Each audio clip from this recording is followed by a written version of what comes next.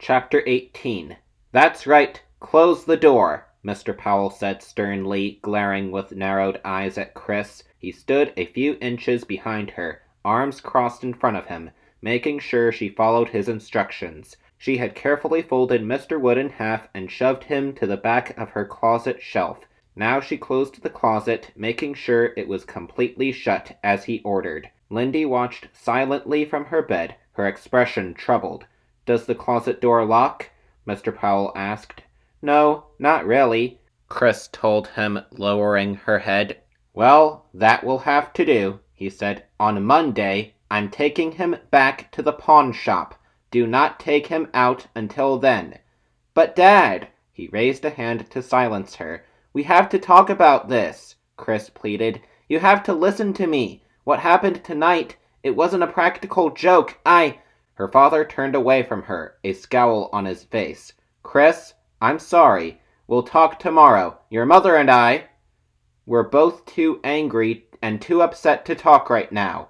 "But, Dad!" Ignoring her, he stormed out of the room. She listened to his footsteps, hard and hurried, down the stairs. Then Chris slowly turned to Lindy.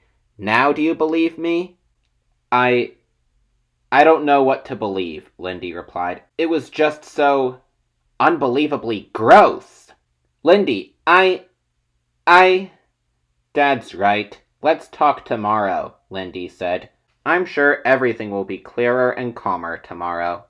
But Chris couldn't sleep. She shifted from side to side, uncomfortable, wide awake. She pulled the pillow over her face, held it there for a while, welcoming the soft darkness, then tossed it to the floor. "I'm never going to sleep again," she thought. Every time she closed her eyes, she saw the hideous scene in the auditorium once again. She heard the astonished cries of the audience, the kids and their parents, and she heard the cries of shock turn to groans of disgust as the putrid gunk poured out over everyone. Sickening. So totally sickening, and everyone blamed her. "My life is ruined," Chris thought. "I can never go back there again. I can never go to school. I can never show my face anywhere. Ruined. My whole life. Ruined by that stupid dummy." In the next bed, Lindy snored softly in a slow, steady rhythm. Chris turned her eyes to the bedroom window. The curtains hung down over the window, filtering the pale moonlight from outside. Slappy sat in his usual place in the chair in front of the window, bent in two, his head between his knees. "Stupid dummies," Chris thought bitterly. "So stupid. And now my life is ruined." She glanced at the clock. 1:20. Outside the window, she heard a low rumbling sound, a soft whistle of brakes. Probably a large truck going by. Chris yawned. She closed her eyes and saw the gross green gunk spewing out of Mr. Wood's mouth. "Will I see that every time I close my eyes?" she wondered. What on earth was it? How could everyone blame me for something so... The rumbling of the truck faded into the distance. But then Chris heard another sound, a rustling sound, a soft footstep. Someone was moving. She sucked her breath in and held it, listening hard. Silence now. Silence so heavy she could hear the loud thudding of her heart. Then another soft footstep. A shadow moved. The closet door swung open, or was it just shadows shifting?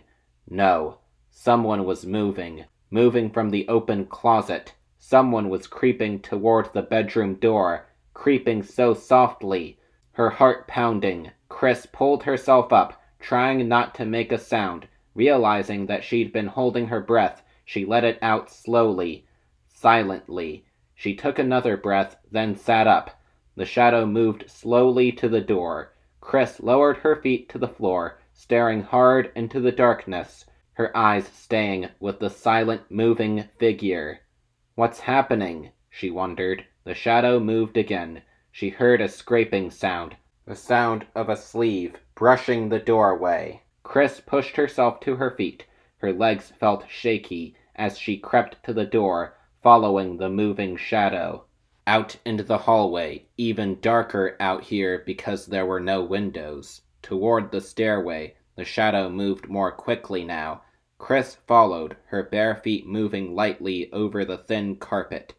What's happening?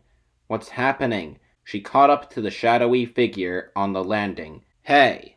She called, her voice a tight whisper. She grabbed the shoulder and turned the figure around, and stared into the grinning face of Mr. Wood.